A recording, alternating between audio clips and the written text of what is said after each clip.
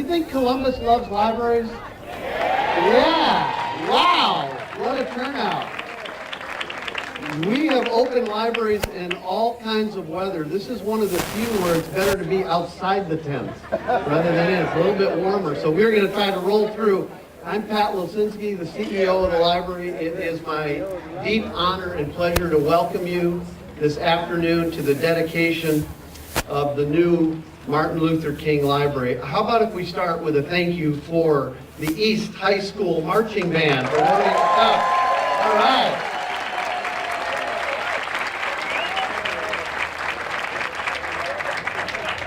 So here to open our new Martin Luther King branch, and its namesake, Dr. King, believed in equal access for all, the value of education, and enduring power of communities.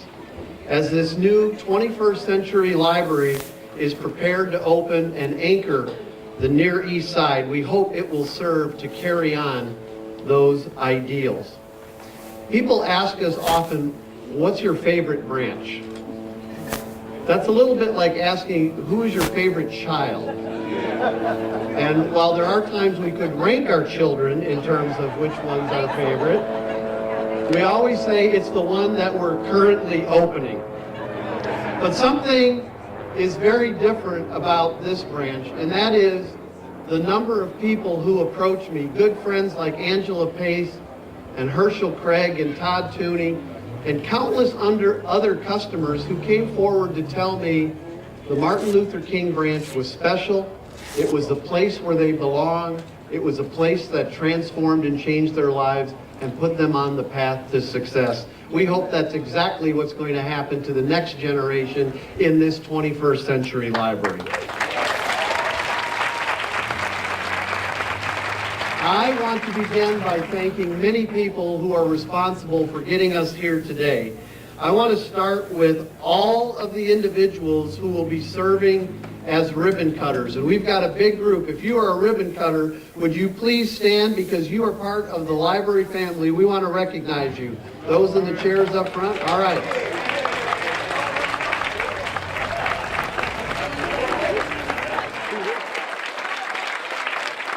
We want to thank our design team, Moody Nolan, our architects, Kurt and Jonathan Moody, and Turner, our construction manager at risk, including Brian Mooney, Dave Brown, Dave Lay, and Jonathan Dawkins.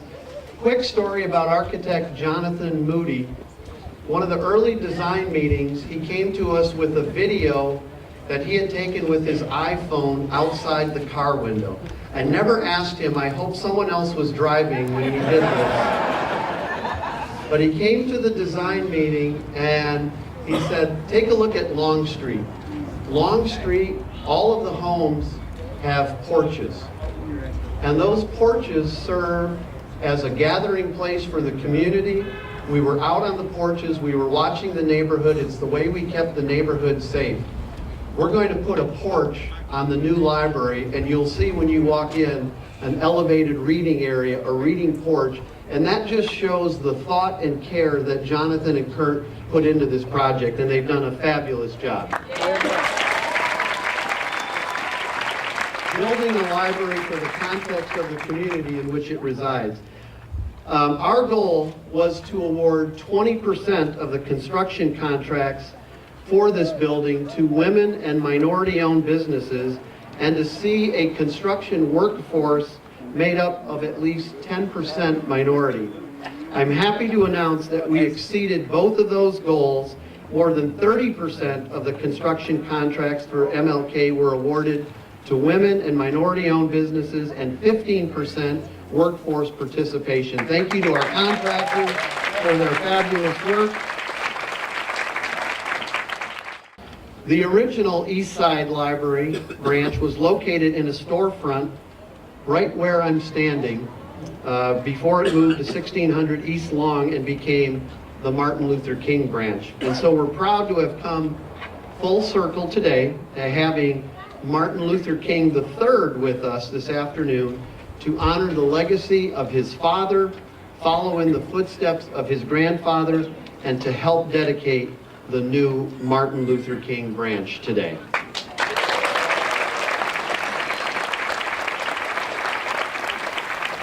But before we get to Mr. King, we have a few who will deliver remarks. First, I'd like to introduce Martin Luther King Branch Manager, Keisha Gibbs.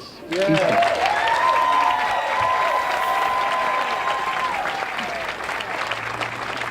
Thank you, Pat. I am thrilled to stand here today to welcome you to our new Martin Luther King Library.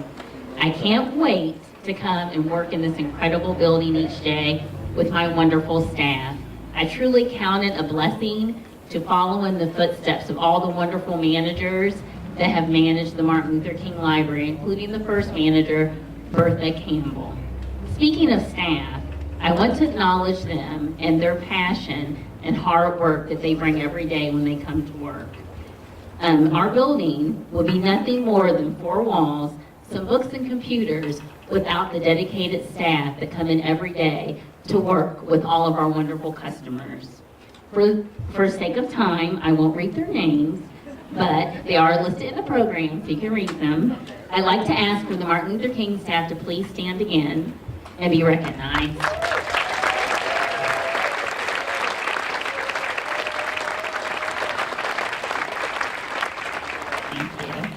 Again, I want to thank you all for coming out and celebrating with us today. And you're going to love the building. It's beautiful inside and out.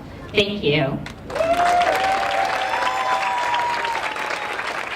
We were conducting a tour, and someone asked Keisha how she thought the new children's area compared to the old library, and she started to cry. And that was a good thing. MLK team, I hope you are well rested because you are going to be busy for the next couple of weeks. It's now my pleasure to introduce Tim Frommeyer, President of the Columbus Metropolitan Library Board of Trustees. Tim has been a great leader and his guidance has helped this library system on so many levels. Please welcome Tim Frommeyer.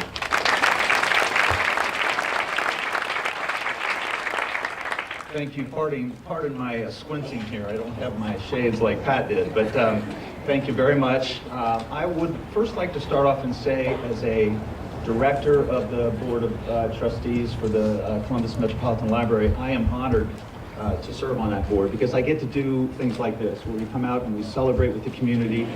I get to participate with the honored elected officials here speaking with us and special guests. So this is a particular honor of mine. But one of my roles here today is to try to keep this moving. So I'm officially, on behalf of the board, I want you all to welcome you here to the grand opening of the Martin Luther King branch here today. So on behalf of my colleagues, that is a very important thing for me to do here today. So a little over a year ago today, right here on this land, we dedicated the beginning of the opening of this branch when we did a digging of the dirt, right? Pulling it out of the ground. And it's been a year now, and the community has come together under this design and the construction of this beautiful library. And today is the day we get to go in there and take a look at this library, and it's open for business. So we're really pleased about that. This marks the 9th dedication of our aspirational building program to renovate or rebuild 10 of our 23 libraries. We have one more scheduled after this, and that'll be next summer in Dublin. And after that, we'll be done. But wait, we will not be done. So we have further plans. So we are actually going to open a second phase here that we're going to start up next year and do 4 additional libraries. We're doing the Hilltop Branch, Carl Road, Reynoldsburg, and Gahanna branches. All, thank you. We have a lot of momentum going, so we just want to keep it moving. But all of this, all told, all of these 14 libraries that have rebuilt or renovated is a total new investment in our communities of over $200 million from the library. So building projects, as you can imagine, are major undertakings and certainly would not be possible without the hard work and passion of the library's team. So I'd like to acknowledge and thank all of our associates here in attendance and those who are waiting for us to serve as we go into the library for the countless hours they have spent getting us ready for this. So please stand and be recognized if you're a library associate.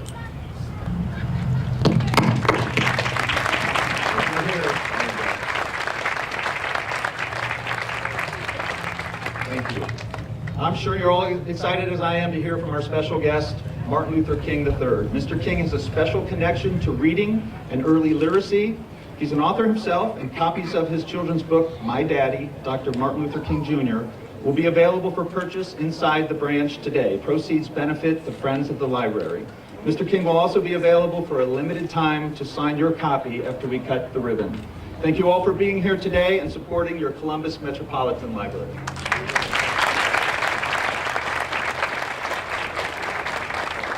Thank you, Tim. We are also fortunate to have Mayor Andrew Ginther with us today. Under his leadership as City Council President and now as Mayor, the City of Columbus has supported new libraries, including our new Martin Luther King branch, by providing those capital support dollars. Thank you, Mayor Ginther and Council, for your support. Ladies and gentlemen, please welcome Mayor Andrew Ginther.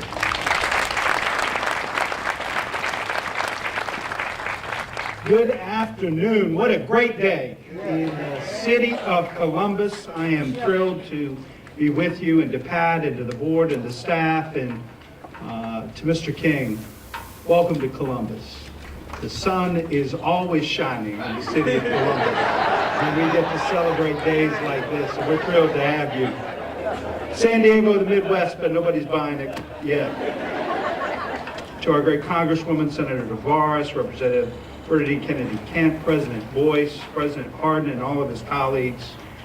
It was just over 1 year ago today that we stood right here and broke ground on this library. I talked then about the unprecedented growth our city was experiencing, and I'm happy to say that is still the case today. But the disparity within our community remains too. 2/3 of our residents are doing very well, some cases better than ever before, but 1/3 of our neighbors have been left out of that success story. And that's inconsistent with our values and priorities as a community. And we're working hard to bridge those gaps to lift all of our residents onto ladders of opportunity. And if your top 3 priorities are neighborhoods, neighborhoods, neighborhoods, you couldn't ask for a better partner than this incredible Columbus Metropolitan Library. $200 million worth of investment into our neighborhoods, putting to work our neighbors on the construction and the staffing of these incredible centers of our community. Libraries provide access to information for education. They offer programming to encourage and improve reading.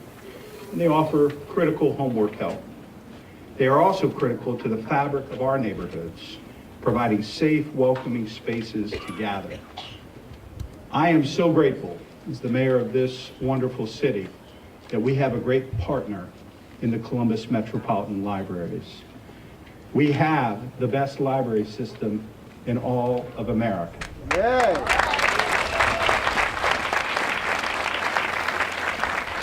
And I know it's making a difference in the lives of my child and your children and all of our families throughout this city. Pat, congratulations.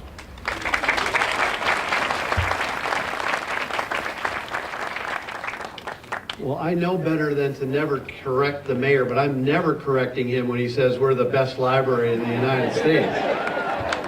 Thank you, Mayor. It's now my pleasure to introduce City Council President Shannon Hardin, a resident of the East Side as well, not too far away. Good afternoon. It really is great, as the mayor said, to be here in the historic King Lincoln Bronzeville neighborhood. To Pat, to the board, to the staff of this amazing library, it is an honor to represent Columbus City Council. Pat did the job, but I would actually ask my colleagues to stand and be recognized. Councilmember Tyson, Councilmember Brown, Councilmember Elizabeth Brown, Councilmember Liza Page, President Pro Tem Mike Triviano, and Emmanuel Raymond. We are truly a team working on behalf of the community. You know, lately I've been thinking a lot about space and what space represents. Space represents our values, what we build, who we commemorate with the space, who designs that space, who gets to use that space, shows our values as a community, where that space is located. Having this library come up and be such a beautiful representation of who we are in the city, in the middle of an historic African American community, and have this type of turnout speaks to the values of this city. I'm so proud to be here today and represent my colleagues, represent this city, represent the neighborhood. I checked the book out of the old library that I will have to check back into this library and show the president. So I'm very, very excited. I also want to, before I sit down, shout out my brother, Jonathan Moody. Pat spoke about him earlier, a young man who designed this. We should give him a hand again. John Moody's work designing this. His legacy that he will get to see every time he drives up this street. Thank you and God bless. Thank you, Council President Harden. We're also grateful for the support that we get from Franklin County. And now I'd like to introduce Franklin County Board of Commissioners President Kevin Boyce. Good afternoon, everyone. It's an honor to be here. My name is Kevin Boyce, and I am president of the Franklin County Board of Commissioners. On behalf of my colleagues, Marilyn Brown and John O'Grady, thank you for your presence here today. You know, a library and a ribbon cutting of that library represent many things. But two things that I think of on this special day are legacy and history, which are two words that really go hand in hand.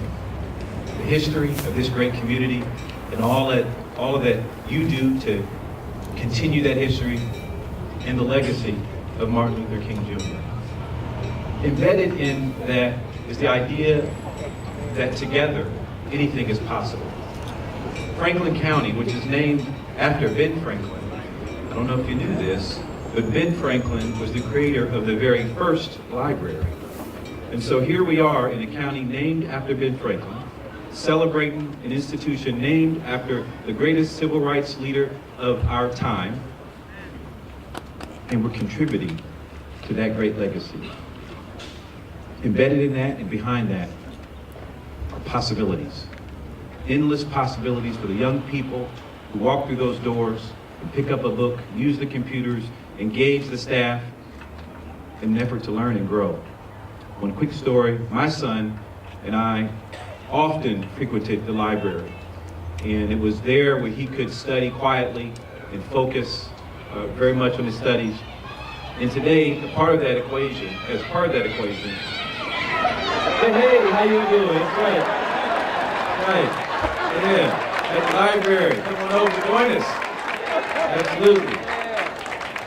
But I will just say that today my son attends an Ivy League institution, and I really credit a part of his learning experience and process with his experience in this community, at these libraries, and these walls and these books. So Pat, congratulations to you, congratulations to this community for a well-deserved new institution as part of this great legacy. I do have two resolutions that I won't read, but Mr. King, I'll leave one here for you, and Pat, there's here for the library as well. Congratulations, job well done.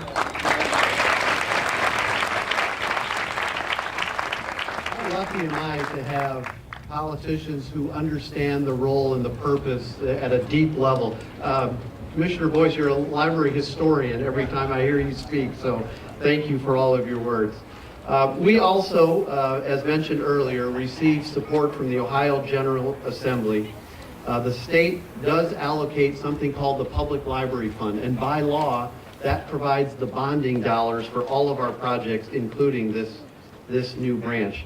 So before I introduce Representative Bernadine Kennedy Kent, who represents the Near East Side neighborhood, I'd like to acknowledge several others from the State House. With us today are Kristen Boggs, Herschel Craig, and Dave Leland.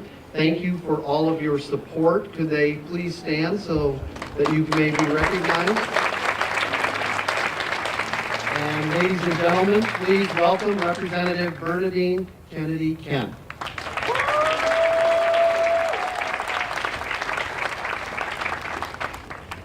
Good afternoon. It's a joy to be here, and I was a teacher in the school system and an English teacher at that. So to see that this library is right across the street from the school, that's very exciting to me because they can just walk across and just enjoy all of this beautiful knowledge. What I've always said when I was young, I went to the library every single week. And I went to the library at that time because someone said, you read to know that you're not alone. I always thought that that was a beautiful, beautiful saying. And you read, I have to say that I continue to read, and it's always exciting that you learn something new also.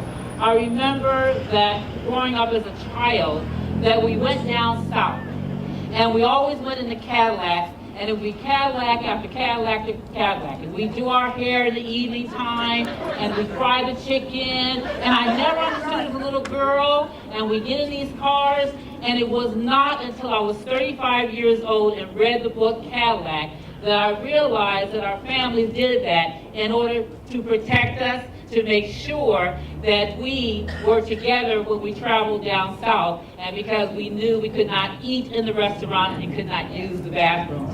So this is a very beautiful occasion. I thank you all for being here, and let's go with the reading.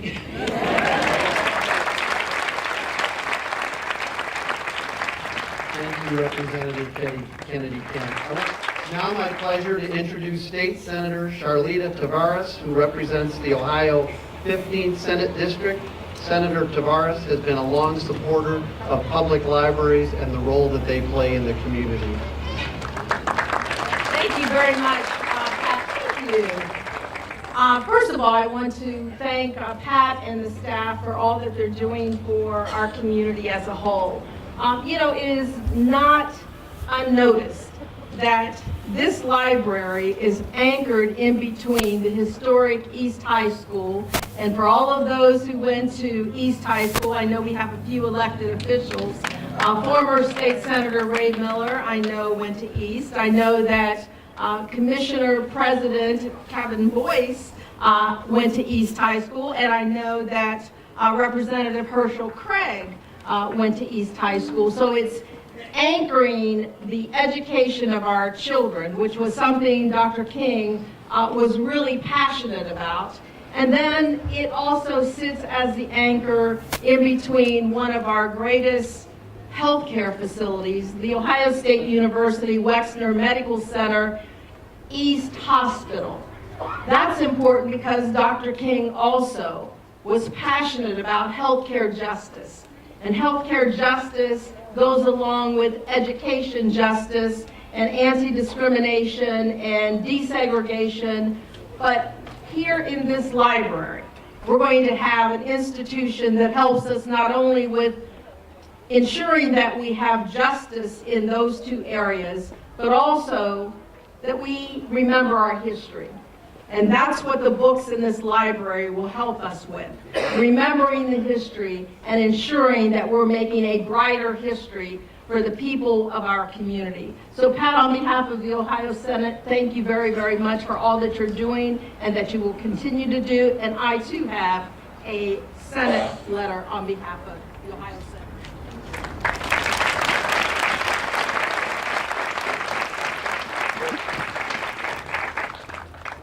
Thank you, Senator Tavares. We are also thankful for the support that we receive at the national level.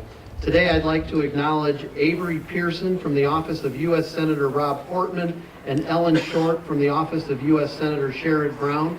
Thank you both for being here today.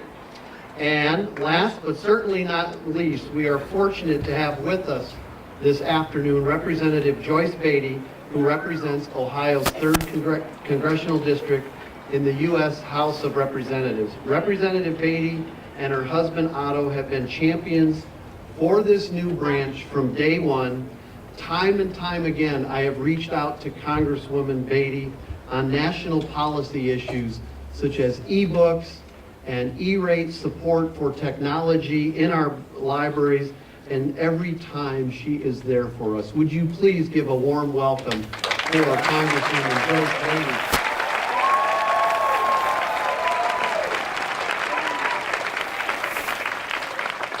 First, let me say thank you, Pat, to you, to the library board, to the committees, to the community, and the people who are gathered here today. Today is a great day for Otto and me. To be here in a community where he grew up. To be here, Martin, in a community where your parents walked, visited our churches, had dinner, and visited my mother-in-law and grandmother-in-law's home. So to have a great honor to stand here with this community and introduce you is a great day for me, for my children, and my grandchildren. To the audience, I want you to think that it was just 49 years ago, just a few blocks from here where we are standing, that Martin Luther King Sr. helped dedicate the library branch named after his son. And here we stand now, 3 generations later, having the grandson of the man who stood here, the son of a great legend and a great giant, that little children will be able to remember that Martin Luther King III was here in our community, dedicating our library. So much could be said, so we're going to let him say. But let me just end with this. Your father said, we are not history makers. We are made by history. And so today, to this community, I say, we are made by history. I can end by telling you that quote that so many of us have repeated and we have heard. But today, I want you to remember it live. See, Martin, and I call him Martin because I've sat with him and been lectured by him with the Congressional Black Caucus. I've had the opportunity to follow some of the things that he has asked us to do about civil rights and about voting rights. And as you said last night, I'm going to say it, and I want you to say it again. Remember, one of the most precious things we can do is vote, and vote, and vote, and vote. I present to you the eldest son of Martin Luther King Jr. and Coretta Scott King, the son when his father said, I want you to remember my children, not by the color of their skin, but by the character, the content of their character. I present to you our legend, my friend, no other than Martin Luther King III.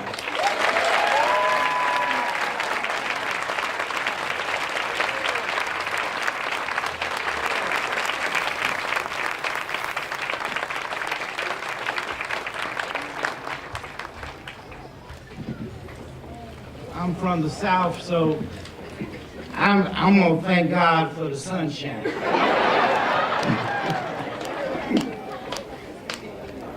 It is truly an honor to be here, and thank you so much for that very warm introduction, Congresswoman. And thank you for your leadership throughout your district, but for our nation. I talked last night briefly about, while she may be your Congresswoman, Congresspersons and senators, United States Congresspeople and senators, really represent all of us, because what they vote on are issues that impact all of us. So while I have a congressman that I'm very proud of, John Lewis, in Atlanta,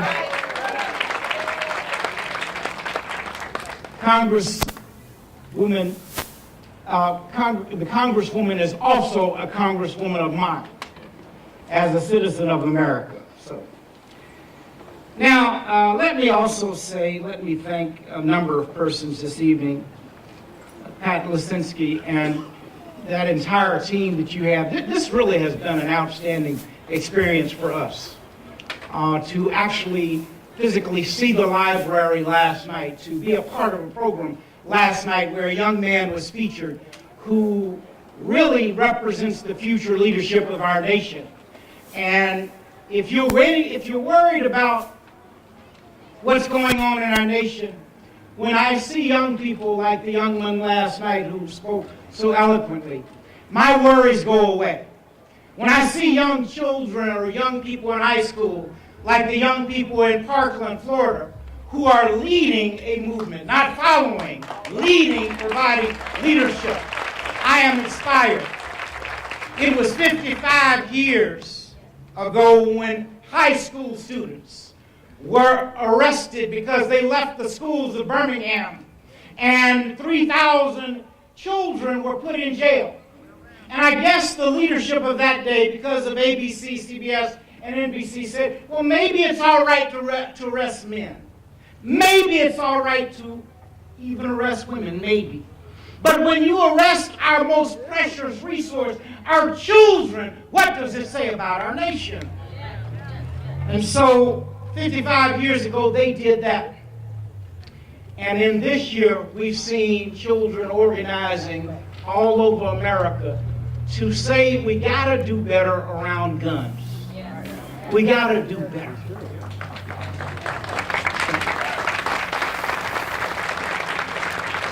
And Mr. Mayor, council members, Mr. Chairman of the Board of Commissioners, all elected officials, all religious leaders, all community leaders, and everyone here today, we really don't have a person to spare. Each one of us is important. Some may have significant titles, but none of us are any more important than each one of us individually, because we're all God's children. And perhaps we were put here for a time such as this. I don't need to say much today because so much has already been said about what this library represents. You know that it was named in honor of my father 50 years ago, and it was dedicated 49 years ago by my grandfather, Martin Luther King Sr. And my grandfather taught me a lesson. He used to say, and I hope I abide by this, he said, I don't want to get up and talk more and more and begin to say less and less.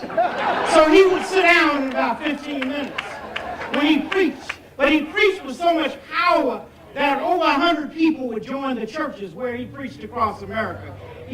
So, you know, it really showed us, okay, that's Martin Luther King Sr. Now I understand how Martin Luther King Jr. became who he was, as well as understanding his mother, because, you know, all of us as children don't just come from one parent, we come from two parents. So he was his mother, my father, and his father. Let me also say that I want to thank the ground crew. Some of you may say, well, what's the ground crew? My father used to use this analogy because on an airplane, every day, whenever any of us have an opportunity to travel, we get to the airport and we check our luggage, and then we go and walk down to the airplane. It used to be easy. You could really walk. Now you got to go through. You go through, you have more and more on and begin to take off more and more and have on less and less, you know, because we have to do that now. But you get onto the airplane, you get on the plane, and there's a pilot and there are flight attendants, and it seems really quite seamless. But there are women and men that are loading up bags. There are women and men that are checking the engine, checking the tires to make sure the airplane works. That's the ground crew. And when it comes to a library or any other institution, there are women and men that are making this facility work. That's the ground crew. And so we have to thank the ground crew because they keep the facility running every day.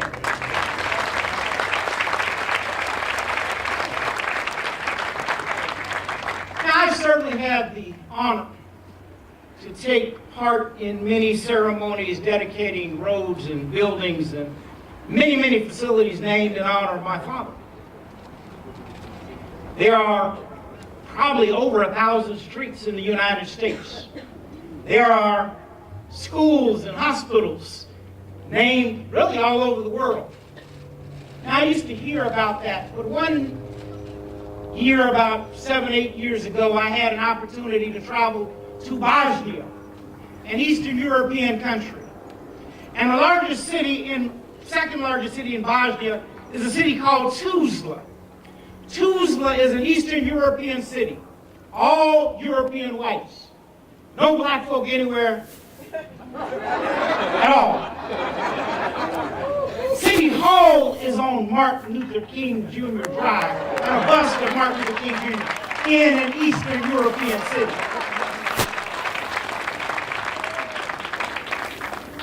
Again, I had heard about streets and schools, and I know they are also in Europe and everywhere else, so you get the point.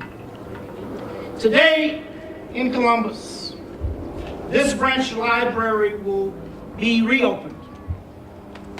And I know that this community will utilize it as the tool that it is. Last night I talked about a few things. I don't want to be redundant, so I'm going to try not to repeat myself. But I talked about one of the things that I hope the library will acquire. There is a set of books called the Martin Luther King Jr. Scholarly Works. They will be 14 volumes. There are about 8 of them done now. They were done by Stanford University under the leadership of Dr. Claiborne Carson. As I say, there are about 8 of them now. When the 14 are done, Martin Luther King Jr. will not be just solidified as a great human and civil rights leader, but also as a scholar. These are the scholarly works of Martin Luther King Jr. Each volume is over 1,000 pages. So I had suggested that hopefully the library will make that collection, when it is complete, one of those collections that it can have, so that the public that really wants to study Martin Luther King Jr. from a scholarly perspective can have those books. So I'm sure that this library is going to engage and get those volumes once they are completed. When my grandfather addressed the audience gathered on dedication nearly half a century ago, he urged the community to make friends with books. Now that's still great advice. Books and stories will get us through difficult times. And if you can't travel, as some of us are able to, books can take you anywhere in the world. There's no excuse to be uninformed today, although there are some of us who are. I mean, every last one of us has a smartphone. Maybe that's the problem. The phone is smarter than we are.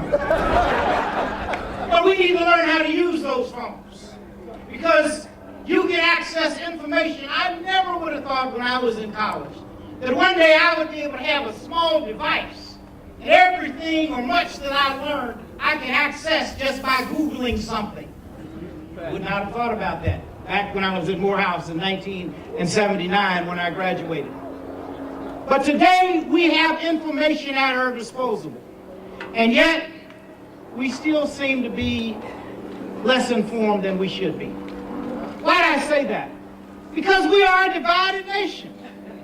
Now, if we understood who we as God's highest creation were, maybe we wouldn't be so divided. We might disagree, but Martin King Jr. taught us how to disagree without being disagreeable. He taught us what civility was. But we seem to have lost an understanding of civility. You know, when we get ready to resolve conflict, we as humankind, God's highest creation, we resort to lower animal means to resolve our conflict. I mean, it's crazy. I mean, you've never seen a group of dogs talking about Shakespeare, or talking about Euripides, or talking about Plato or Aristotle, or talking about Martin Luther King or Malcolm X or Harriet Tubman or Sojourner Truth. They don't have that ability. You've never seen a group of cats talking about I'm Democrat, I'm Republican, I'm independent. They don't have that ability. You've never seen a group of lions talking about I'm Christian, I'm Muslim, I'm Jewish, I'm Buddhist, I'm atheist or agnostic. They don't have that ability. But we as God's highest creation, human beings, have that ability, and yet when we get ready to resolve conflict, we resort to the lowest form. We want to hurt somebody in something. When are we going to use what the United Negro College Fund calls our minds? A mind is a terrible thing to waste. When are we going to use not just our minds and our thoughts, but when are we going to use our ideas? We are really a great country and a great people. We don't need to become great again. Now, some people think, oh, we're going to become great again. Greatness already exists right now. Now, are we as good as we're supposed to be? Absolutely. Absolutely not. We have a lot of work to do. But greatness is in the midst of us already. But it was a good slogan. I have to give him that. I mean, because I don't even know what the other one was. But it means different things to different people. So I said that we are great, but think about this. Just from a perspective of an African American. Less than about 60 plus years ago, black folk were being hung for nothing. So how do you expect anyone, maybe me individually, I've had some wonderful experiences, but life has been great for me, but the masses of my community are suffering. And that's not right, because we are better than that. I'm not saying give people something, but I'm saying create options and opportunities. You know, it's insulting to say, you know, pull yourself up by your own bootstraps when you don't even have any boots. That's insulting to say to a bootless man. It's all right if you have boots, then maybe you can pull yourself up by your own bootstraps. All I'm saying this afternoon is we are better than the behavior we exhibit. I know you all didn't come here to hear this. It's a library dedication.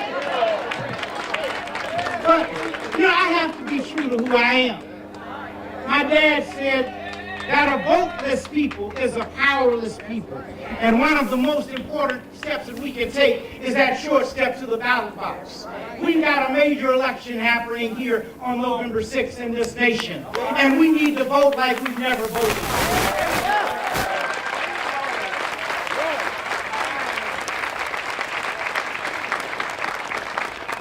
America, out of 170 democracies, we vote at 138. That means 137 countries vote at higher levels than us.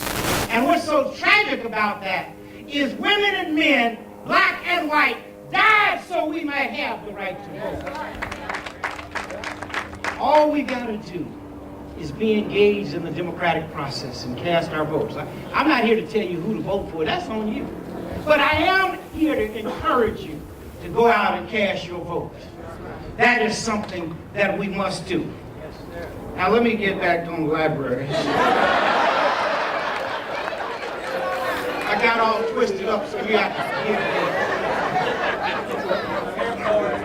As we get ready to cut this ribbon, I want to leave you with a little bit more inspiration. Because I want to remind you of some things my dad said. Dad used to tell us that in life you must find out what your calling is. And when you identify that calling, you must do your job so well. Do that job so well that the living, the dead, or the unborn could do that job no better. He went on to say that even in life, if it falls your lot to be a street sweeper, why go on and sweep streets like Michelangelo carved marble. Go on and sweep streets like Shakespeare wrote poetry. Go on and sweep streets like Raphael painted pictures. Sweep streets so well that all the hosts of the heavens and earth would have to pause and say, here lived a great street sweeper that did his job well. The historian Douglas Malloch captured it another way by saying, if you cannot be a pine on the top of the hill, just be a shrub in the valley. But be the best little shrub on the side of the road. Be a bush if you cannot be a tree. If you cannot be a highway, just be a trail. If you cannot be the sun, just be a star. For it isn't by size that you win or you fail. You just got to be the best of what you are. That's really what Martin Luther King Jr. preached. All of us can be the best. And all of us can become better by utilizing our public library. That's what this is about today. It only takes a few good women and men to bring about change. Just a few. Dad showed us that. My mom and her team showed us that. And many of us have shown us that across this nation. So let me encourage you this evening, this final thing I'm going to say. You know, preachers, I'm not a preacher, but preachers always have a lot of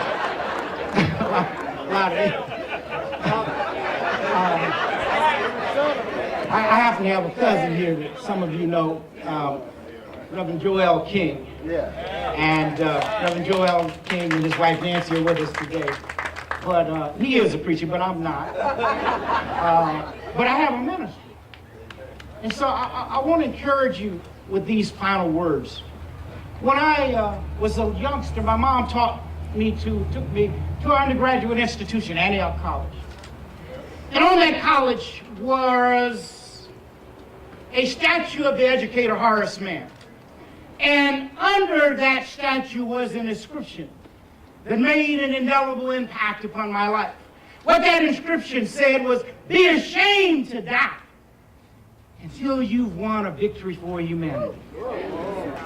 Think about that. That's powerful. At 14 years old, I had to read it several more times. Be ashamed to die until you won a victory for humanity. And you may say, well, wow, I'm not a big corporation. How can I do that? So I, over the years, broke it down. You know, we can win victories in our neighborhoods, on our streets. Some of us can win victories in our school. Some may win victories in our places of worship. There are some who will win victories in our city. There are some who will win victories in our states. There are some who will win victories in our nation. And even yet still some may win victories for our world.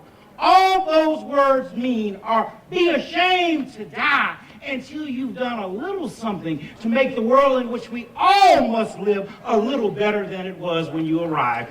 Thank you, and may God bless each of you always.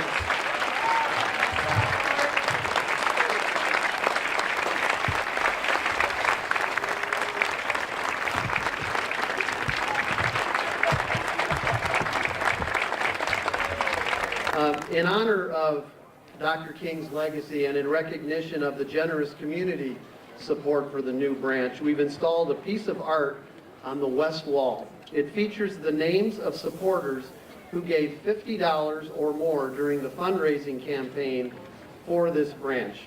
Take a moment to see it up close when the doors open and look at all the people who supported this effort. Our goal was to raise $50,000, but with your help, we raised more than $90,000 for this program.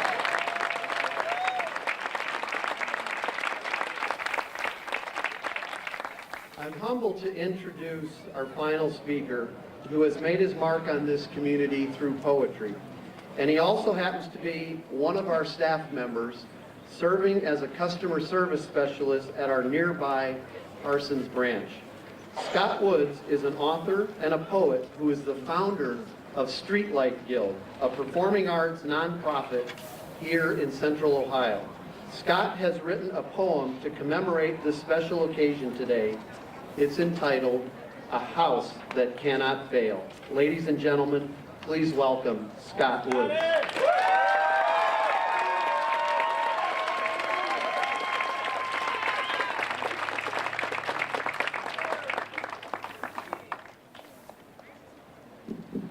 How's everybody doing? So before I begin this poem, I want to thank Pat or whoever it was that put me on after Martin Luther King III.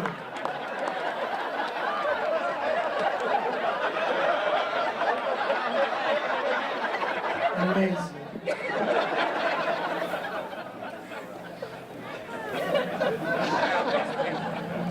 I dedicate this to the staff of Martin Luther King.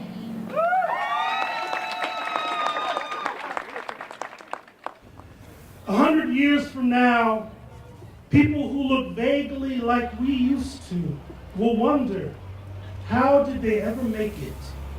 And someone who still smells of books and everything ever used as a bookmark will point to this place and say, we built this house that cannot fall. This house of dreams and stories and all of the worlds, where there is always one more thing to become. One day we may even hold your name in it, wrapped in our spines and fallen leaves pressed into history. Maybe make a movement of your Mondays, a revolution of the dreams you can no longer carry, bookish types, carrying lanterns through the coal mines of ignorance. Like anything else, you get what you put in. And now that it is here, we put the royal you into it. the sterling dream, the hope of the marching past, filled with the silence of riots and all the bookmarks left behind in pages, the flattened dandelion, ancient grocery list, the birthday card you do not want your auntie to know you did not keep. We hold your secrets, but the biggest secret is that you can never be alone in a house like this, where your ancestors still walk the halls, grandmothers still marching the striking shores of Selma, where we keep change on tap. There are things you cannot claim to be if you do not keep this house. A democracy, the future, a keeper of faiths. Who told you that you could be a civilization without a house like this? That you could be great without its lessons? Who told you there was nowhere to turn when your dreams run low and your mountains high? Some things we cannot let become history. Cannot afford to sit on the shelves of the museum, revered and forbidden to the moment, untouched by the hungry fingers of change. We must carry some freedoms, grip them tight in our hands. We have so many things left to build on top of all the things we have built. There are places in this world where houses like this sit quiet for all the wrong reasons, bear no honorable names, their walls crumbling over quaking bedrocks of fear, the pages of all their books blank and singed anyway, where the architects of houses go missing over their words, and injustice is a line, and this poem is not a metaphor.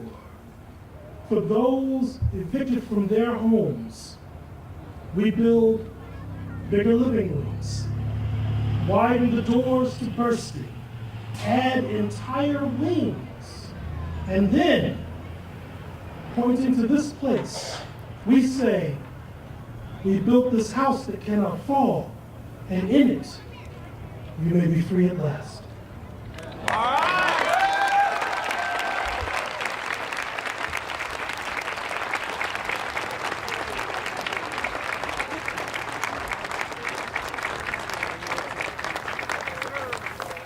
All right, if they are not frozen, we are going to bring our young minds up to the front, please. Our young ribbon cutters, please come to the front. All right, children, we're going to do this going down from a count of 3. 3, 2, 1, cut the ribbon. All right.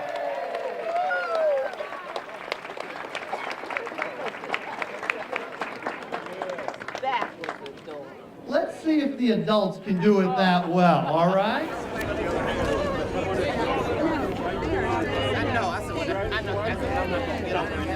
All right, we're going to pause just for some photos before we do this.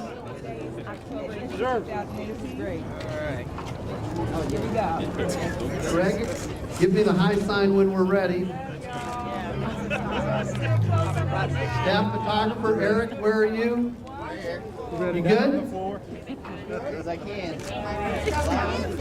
Let's be careful. We have scissors, everyone. All right, we're going down from 10. 10, 9, count with me. 7, 6, 5, 4, 3, 2, 1. Open to all. Let's cut the ribbon.